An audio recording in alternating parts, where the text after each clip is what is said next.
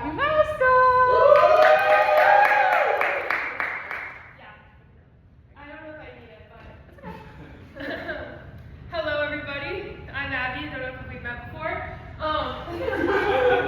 I didn't feel like experienced enough to share a similar message to all the ones you lovely people have shared. So I'm going to talk about something that I know, which is myself. And I'm kind of giving like a little bit of a mini testimony almost. So I'm going to talk about religion through my life. So to know about my life, let's talk about me a little bit. This is my get to know you slide. So the big picture, that's my family. I love them with my whole heart. I have 3 older brothers and a twin sister, in case you didn't know. There's some girlfriends in there too, that's why I look so large. My stepdad's hiding in the back. I don't know what he chose there to pose, but that's okay. And then the first picture, that's a picture of a pigeon. I went to New York in November for the second time. I love New York, I love theater, and I had this weird thing, I love pigeons, and I thought that was like kind of an aesthetic photo, and it just captured the city. Yeah. And then next over with the group of girls, that's Cardinal Dance Company. That was at my first jam session I taught last semester. March 21st, 7 p.m., Pfeiffer, free. There's a dance showcase. I may or may not be in 5 dances, so be there. I love dance, I choreograph it, I met a lot of cool friends through it. I love dance. Okay, then that aesthetic photo of me, that's me student teaching. I'm an English and secondary ed major. I really love learning and I love reading and I love people, so it's all 3 of them. The one with the trees, that's Devil's Lake. We go on a camping trip every year. I love hiking. Again, there's me in the bottom with my friend Nora. The next one is me sledding the day after I got my wisdom teeth out. My phone also took a journey that day. It went underneath some snow when I was trying to do a POV. I just love sledding, so there we go. And then that's my twin sister, Malia Jo Mascal, the angel. Okay, so that's a little bit about me. So next slide, please. So I was told I needed 3 Bible verses. So I went with Genesis 1:1. In the beginning, God created the heaven and the earth. And this just kind of hit me like, every story has a beginning, so again, let's talk about mine. So, next slide, please. In the beginning, we were Catholic. I was baptized Catholic. We were like really into it. And I went to a Catholic private school. And then due to like some of the beliefs being shared, pardon?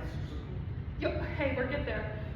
Some of the beliefs of Catholicism, we switched to Christianity, and I was like deep. My family was like the cornerstone of that church. I went to Awanas, I went to VBS.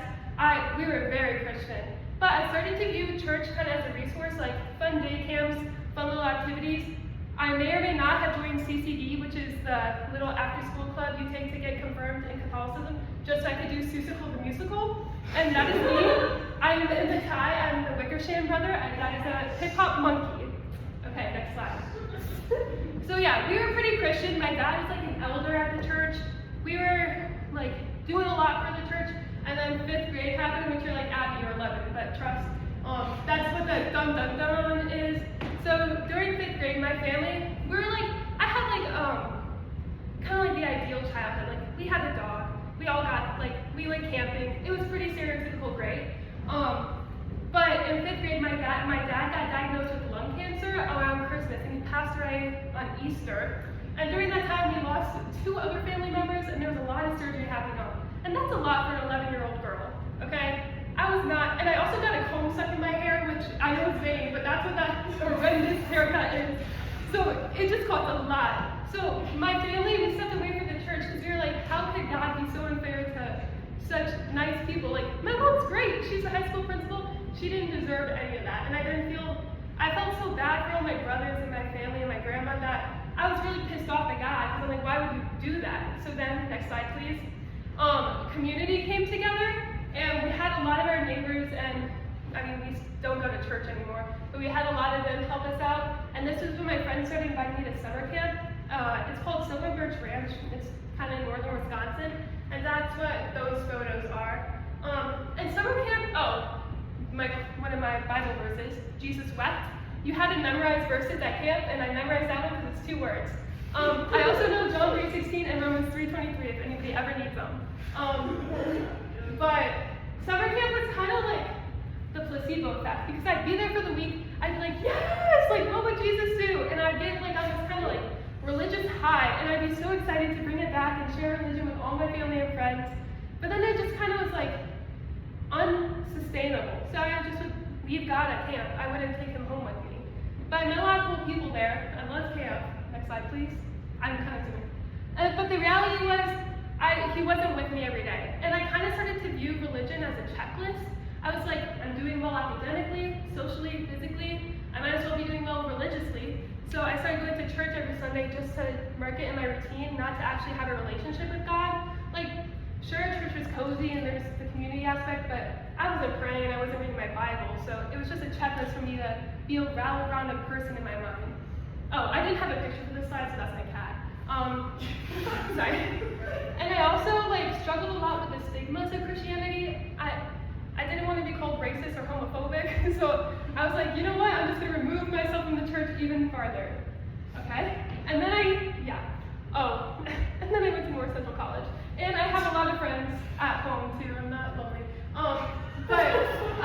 Verse that I picked to describe this was Proverbs 27:17, which is an iron sharpens iron and a friend sharpens a friend.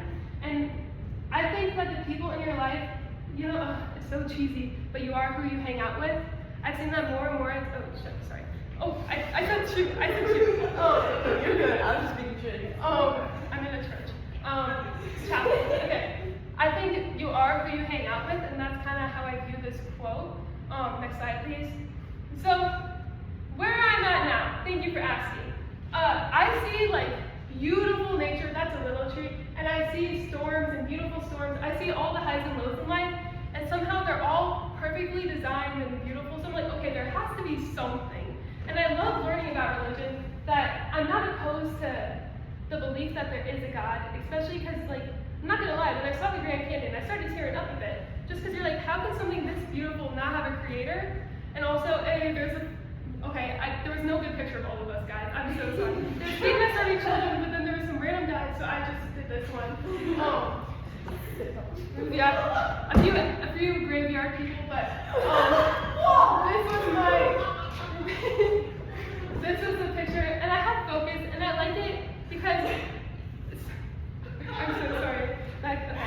I appreciate focus because even though I don't know if I would consider myself a Christian, I don't know if I consider myself anything. I love learning about the religion, and I like learning about different beliefs and different people's relationship with it. But yeah, there's no doubt in my mind that there's something, and I'm open to learning more about it. So that's kind of where I am now. Next slide, which just says thank you for listening. So that's it.